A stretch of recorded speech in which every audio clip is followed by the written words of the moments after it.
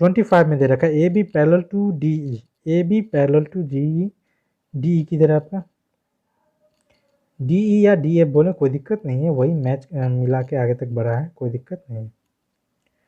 आगे बोला है B D parallel to F G, B D किधर है आपका, B D parallel to F G, इसके पैरेलल जी है और इसके पैरेलल जी है, कोई दिक्कत नहीं। और दे रखा है angle A B C equal to angle A B C 50 दे रखा है और एफ जी एच यहाँ पे ये एंगल दे रखा है, हमें निकालना है एक्स एंड वाई, ठीक है, एक्स और वाई, तो वाई तो यहाँ से डायरेक्ट निकल जाएगा, कोई दिक्कत नहीं है, ठीक है। स्ट्रेट लाइन के किसी भी पॉइंट पे 180 वाला कंडीशन लगाएंगे एक ही ओर, वाई प्लस 120 करेंगे, 180 के इक्वल कर देंगे, वाई यहाँ से आपका 60 डिग्री आ जाएगा, ठीक है, कोई दिक्कत नहीं है। क्वेश्चन नंबर 25 में वाई का वैल्यू जो आएगा 70 डिग्री आ जाएगा, सॉरी 60 डिग्री आ जाएगा। अब एक्स की बात कर लेते हैं, वाई का वैल्यू हम लोगों ने निकाल रखा है, एक्स की बात करते हैं, जो कि आपका ये दोनों लाइन जो है आपका ए बी और ये आपका डी एफ या डी ई जो है पैरेलल है, तो ये देखिए एंगल सी डी ई जो होगा आपका इक्वल होगा 50 के, क्योंकि ये alternate angle A B C के, ठीक है, अल्टरनेट होने के कारण ये आपका 50 डिग्री आ जाएगा, कोई दिक्कत नहीं है। अब आगे बढ़ते हैं, 50 हो गया, 50 ये आपका 50 हो गया। अब एक और चीज़ दे रखा है कि ये जो है पैरेलल है इसके, तो इसका भी ये इंटीरियर एंगल बन रहा है, सॉरी अल्टरनेट एंगल बन रहा है, ठीक है। स्टेप बाय स्टेप लिखेंगे, B D parallel F G, then angle C D E is equal to angle E F G, जो कि आपका 50 डिग्री आएगा, अल्टरनेट एंगल ए लिख रहा हूँ, ठीक है, अल्टरनेट एंगल 50 डिग्री आ गया। अब ट्रायंगल ई एफ जी में हम 180 वाला कंडीशन लगाएंगे, तो X plus Y plus angle जो हम ई एफ जी लिखे हैं आपका 50 डिग्री आ रहा था, तीनों एंगल का सम 180 आना चाहिए था, ठीक है।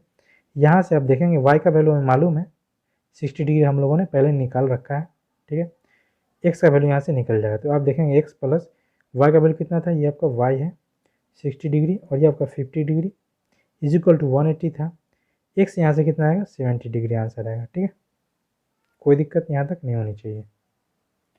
चलिए नेक्स्ट क्वेश्चन देखते हैं। नेक्स्ट क्वेश्चन जो हमारा है question number 26, in the given figure A B parallel to C D and E F is a transverse line है आपका, if angle A E F आपका ये 65 दे रखा है और एंगल डी एफ जी आपका जो यहाँ पे 30 दे रखा है, एंगल ई जी एफ आपका ये वाला 90 बन रहा है यहाँ पे, ठीक है, and angle G E F जो आपका एक्स है, ठीक है, find the value of X, हमें एक्स का वैल्यू निकालना है। जैसा ये क्वेश्चन में दे रखा है A B parallel to C D, तो यहाँ पे हम क्या लगा सकते हैं, अल्टरनेट एंगल इक्वल होते हैं, इंटीरियर एंगल का सम आपका 180 होता है, करस्पॉन्डिंग एंगल आपका इक्वल होता है, यही तीन चीज़ हमें याद रखनी है। तो एक चीज़ करते हैं यहाँ पे, तो आपका अल्टरनेट एंगल इसका जो बन रहा है आपका देख सकते हैं, ये एंगल ए ई एफ जो बन रहा है आपका ये इक्वल होगा, ये इस तरह का ये बन रहा है, ठीक है, अल्टरनेट एंगल ये पूरा होना चाहिए, 30 प्लस जो एंगल बन रहा है इसके बीच में ई एफ जी जो बन रहा है ये वाला एंगल, ठीक है, 30 प्लस ये टोटल आपका अल्टरनेट एंगल 65 के इक्वल होगा, ठीक है। तो चलिए इस चीज़ को लिख लेते हैं यहाँ पे, अल्टरनेट एंगल जो हमारा है angle A E F is equal to आना चाहिए था एंगल ई एफ डी के इक्वल, ठीक है, और ई एफ डी जो है आपका angle E F G plus 30 के इक्वल है, ठीक है। तो यहाँ से आप एंगल ई एफ का वैल्यू में दे रखा है 65 रखेंगे, 65 इज इक्वल टू ये एंगल और प्लस 30 है तो 30 इधर आकर माइनस हो गया, आपका ये 35 डिग्री आएगा आपका एंगल ई एफ जी, ठीक है, एंगल ई एफ जी का वैल्यू हमारा 35 डिग्री आ गया, ठीक है।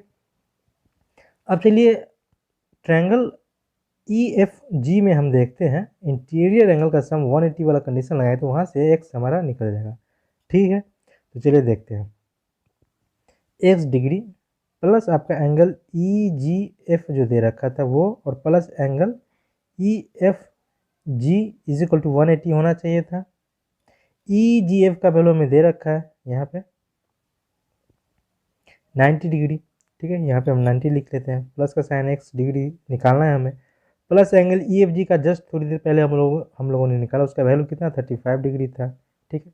इसे जब हम सोल्व कर लेंगे तो वहाँ से x का जो वैल्यू आएगा 90 माइनस 35 करेंगे तो आप देखेंगे 55 डिग्री आंसर आएगा, x का जो वैल्यू आएगा आपका 55 डिग्री होगा, ठीक है। चलिए नेक्स्ट क्वेश्चन देखते हैं। यहाँ पे एक चीज़ हमें दे रखा है AB पैरेलल टू CD, तो इसका कॉरस्पॉन्डिंग एंगल क्या होता है, कौन सा हो सकता है, इंटीरियर एंगल कौन होता है, अल्टरनेट एंगल क्या होता है, ये चीज़ अगर आपको समझ में आ रहा हो तो ठीक है, नहीं आ रहा तो यहाँ पे एक छोटा सा हम चीज़ देख लेते हैं। एक चीज़ समझते हैं, दो पैरेलल जब भी आपको दे रखा हो इस तरह का एक ट्रांसवर्स लाइन है, ये दोनों पैरेलल लाइन है, ठीक है। जब भी आपको करस्पॉन्डिंग और इंटीरियर एंगल के बारे में बात करनी हो तो आप एक चीज़ यहाँ पे थोड़ा सा मैं बता देता हूँ। अल्टरनेट तो ये होता है आपका, ये एंगल जो होगा आपका अल्टरनेट होगा, ठीक है। तो इस उसी तरह ये वाला पार्ट भी आपका अल्टरनेट होगा, जो कि आपका इक्वल होते हैं अल्टरनेट एंगल, ठीक है, कोई दिक्कत नहीं। ये वाला भी एंगल आपका इसके अल्टरनेट होगा, ठीक है। फिर एक चीज़ और देखते हैं, करस्पॉन्डिंग एंगल देखते हैं क्या होता है।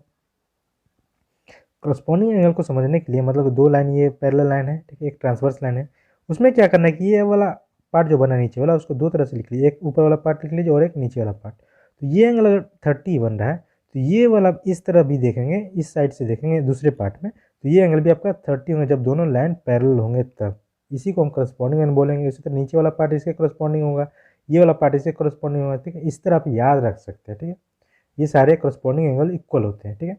तो वही चीज़ यहाँ पे भी करना है, करस्पॉन्डिंग एंगल आप देख सकते हैं कि हमारा बन रहा है यहाँ पे, जो कि आपका इक्वल होता है, ठीक है। उसके बाद फिर एक्सटीरियर वाला कंडीशन लगाएंगे तो यहाँ पे जो करस्पॉन्डिंग एंगल बन रहा है आपका, ये 65 इसके बराबर बनना है, जो कि एंगल DOE बनना है, ये आपका इक्वल आएगा 65 की, ये आपका करस्पॉन्डिंग एंगल है, ठीक है, 65।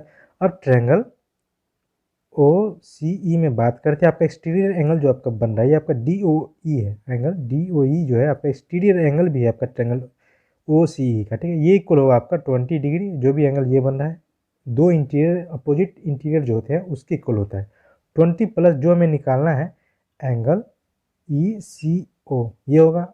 एंगल DOE का वैल्यू हमें 65 मालूम है पहले से, ठीक है। तो अभी से हम वैल्यू यहाँ पे इसका वैल्यू हम यहाँ पे रखते हैं और एंगल CEO का वैल्यू निकालते हैं। एंगल CEO का वैल्यू निकालेंगे तो ये आपका 20 प्लस में है, दूसरे साइड जाके आपका माइनस होगा, और DOE का वैल्यू हमारा 65 था जो कि पहले हम लोगों ने निकाल रखा था, और ये 20 डिग्री माइनस होगा। आंसर जो आएगा आपका 45 डिग्री आंसर आ जाएगा, ठीक है। यहाँ पे दो कंडीशन हमें लगाना था, 45 डिग्री आंसर आएगा, एंगल CEO का वैल्यू आपका 45 डिग्री आएगा, ठीक है। सबसे पहले हमें स्ट्रेट लाइन वाली कंडीशन लगानी थी, अल्टरनेट एंगल या तो आपका करस्पॉन्डिंग एंगल या तो आपका इंटीरियर एंगल, तीनों में से कोई एक कॉन्सेप्ट वहाँ पे लगेगा। जो भी पैरेलल लाइन दे रखा होगा वहाँ से कुछ ना कुछ इन्फॉर्मेशन हमें लेनी होगी, ठीक है। उसके बाद जो हमें दिख रहा है, या तो आप एक काम कर सकते हैं, यहाँ पे किसी भी तरह आंसर निकाल सकते हैं, ठीक है, बट स्मार्ट वर्क यही है कि आप एक्सटीरियर एंगल वाला कॉन्सेप्ट लगाएं तो बहुत जल्द ही आंसर आ जाएगा, ठीक। एक चीज़ और आप कर सकते हैं कि यहाँ पे आपका इंटीरियर एंगल लगाते हैं, फिर ये आपका वर्टिकली अपोजिट होता है, फिर ये आपका ये 180 वाला कंडीशन लगाते हैं तो वहाँ से भी आंसर आएगा। लेकिन आप देख सकते हैं यहाँ पे एक स्टेप जो है आपका एक्स्ट्रा आ रहा है, ठीक है। यहाँ पे क्या है कि एक स्टेप हम लिख रहे हैं करस्पॉन्डिंग एंगल वाला, ठीक है, उसके बाद हम एक्सटीरियर एंगल का जो एंगल होता है वो इक्वल होता है इंटीरियर अपोजिट इंटीरियर एंगल जो होते हैं उसके सम के बराबर होता है, ठीक है। यहाँ पे लाकर हम लोगों ने बहुत कम समय में आंसर निकाल लिया, ठीक है। चलिए नेक्स्ट क्वेश्चन देखते हैं। नेक्स्ट क्वेश्चन में बोला AB पैरेलल टू CD, यहाँ पे दे रखा है, कोई दिक्कत यहाँ तक नहीं है।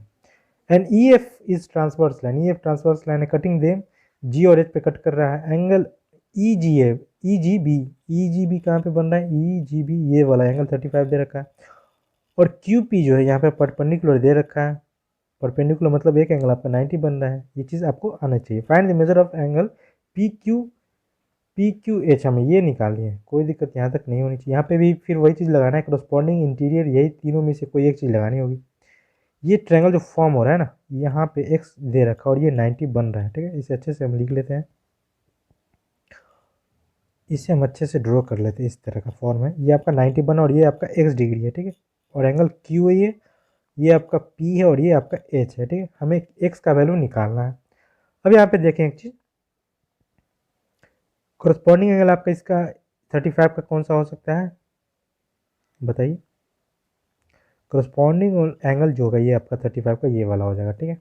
अब पार्ट जब कट करेंगे ऊपर वाला पार्ट ऐसे बनेगा, देखिए ये एंगल और ये एंगल इक्वल होना चाहिए था ना, यहाँ पे बन रहा है ना इसका नीचे वाले पार्ट के ऊपर वाला एंगल ये है, ठीक है। तो आपका यहाँ पे लिख लेते हैं करस्पॉन्डिंग एंगल के कारण, ठीक है।